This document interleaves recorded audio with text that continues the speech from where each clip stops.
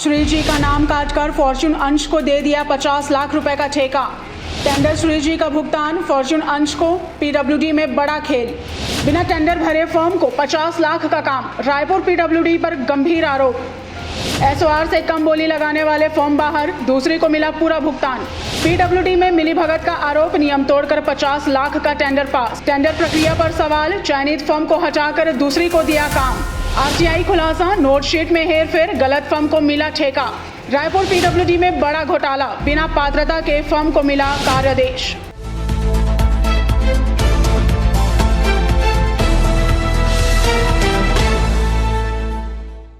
नमस्कार, स्वागत है आपका निशानेबाज न्यूज पर। आपके साथ मैं हूं मानसी तिवारी। रायपुर में लोक निर्माण विभाग पीडब्ल्यूडी में कथित टेंडर घोटाले का मामला सामने आया है, जिसमें अधिकारियों पर नियमों को दरकिनार कर 50 लाख रुपए का ठेका गलत तरीके से देने के गंभीर आरोप लगे हैं। शिकायत के अनुसार टेंडर प्रक्रिया में चयनित फर्म को हटाकर दूसरी फर्म को लाभ पहुंचाया गया और भुगतान भी उसी के नाम पर कर दिया गया। मामला टेंडर क्रमांक 152168 NIT नंबर 115 दिनांक 24 जनवरी 2024 से जुड़ा है। आरोप है कि इस टेंडर में श्रीजी इलेक्ट्रिकल्स ने विधिवत भाग लिया था और सभी आवश्यक दस्तावेज GST, ITR, बैंक सॉल्वेंसी और अन्य शपथ पत्र उसी फर्म के नाम से अपलोड किए गए थे। इसके बावजूद कार्यादेश और भुगतान फॉर्च्यून अंश नामक फर्म को कर दिया गया था, जिसने निविदा प्रक्रिया में हिस्सा ही नहीं लिया था। शिकायतकर्ता हिमांशु मिश्रा, कमल विहार निवासी, ने राज्यपाल, मुख्यमंत्री, उप मुख्यमंत्री, मुख्य सचिव, पीडब्ल्यूडी सचिव और कलेक्टर सहित कई स्तरों पर शिकायत की, लेकिन अब तक कोई ठोस कार्रवाई नहीं होने का आरोप है। शिकायत में कहा गया है कि अधीक्षण अभियंता TR कुंजाम और कार्यपालन अभियंता SK झरिया ने मिलीभगत कर नियमों की अनदेखी की। नोटशीट में यह उल्लेख किया गया कि श्रीजी इलेक्ट्रिकल्स को उद्योग पंजीयन के आधार पर कुछ लाइसेंस में छूट दी गई, जबकि आरोप है कि संबंधित पंजीयन दस्तावेज अपलोड ही नहीं किया गया था।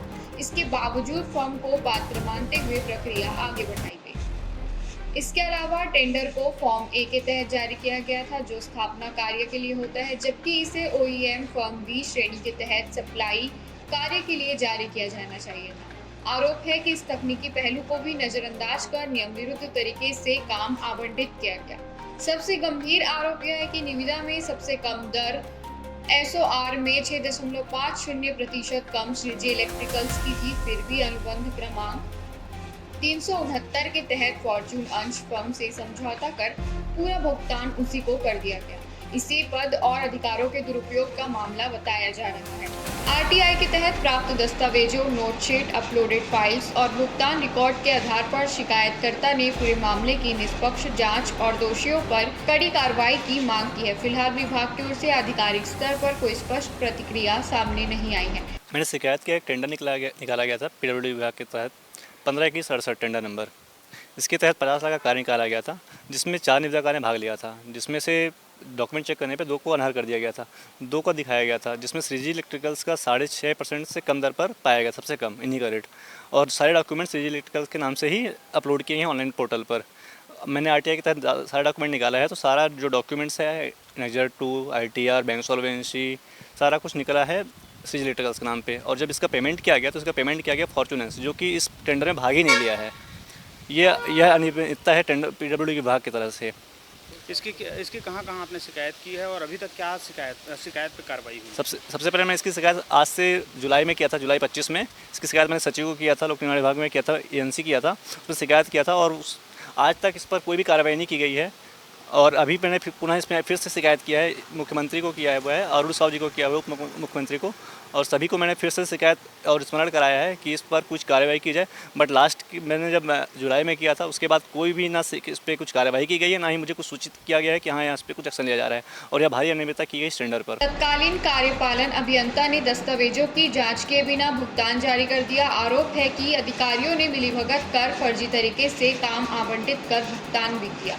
घोटाले के मुख्य बिंदु जिसने विभाग की पोल खोली, अदृश्य फर्म को भुगतान। जिस फर्म ने टेंडर प्रक्रिया में भाग नहीं लिया, उसे काम देकर भुगतान कर दिया गया। दस्तावेजों में हेरफेर, टेंडर की नोटशीट में बदलाव कर फर्म का नाम बदला गया। इस संबंध में सुरेश धुप्पड़, पीडब्ल्यूडी विद्युत और यांत्रिकी विभाग के प्रभारी अधिकारी का कहना है कि यह मामला मेरी जानकारी में नहीं है।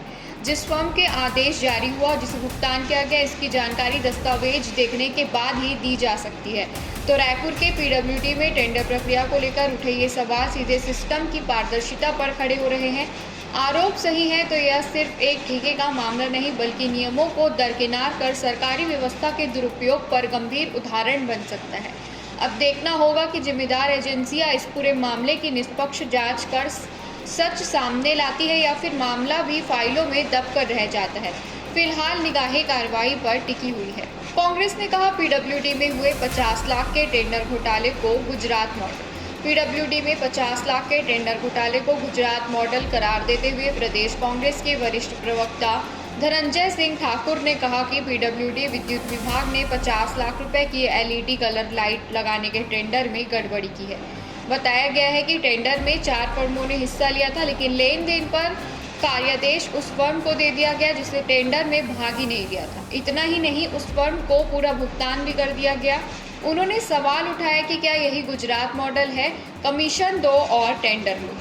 उन्होंने कहा कि जब हर विभाग में कमीशनखोरी का बोलबाला है तो टेंडर प्रक्रिया में पारदर्शिता कैसे संभव है। आरोप लगाया कि भाजपा सरकार में भ्रष्टाचार चरम पर है और पीडब्ल्यूडी समेत सभी विभागों में यही स्थिति बनी हुई है। तो रायपुर के पीडब्ल्यूडी में सामने आया यह टेंडर विवाद अब सिर्फ आरोपों तक सीमित नहीं, बल्कि पूरे सिस्टम की जवाबदेही पर बड़ा सवाल बन चुका है। अगर जांच में गड़बड़ी साबित होती है तो यह सीधे तौर पर सरकारी प्रक्रिया और पारदर्शिता पर गंभीर चोट मानी जाएगी। अब सबकी नजर इस बात पर टिकी है कि क्या जिम्मेदार अधिकारियों पर कड़ी कार्रवाई होगी या फिर यह मामला भी अन्य मामलों की तरह फाइलों में दब कर रह जाएगा। देश और दुनिया की तमाम खबरों को जानने के लिए बने रहें निशानेबाज के साथ। नमस्कार।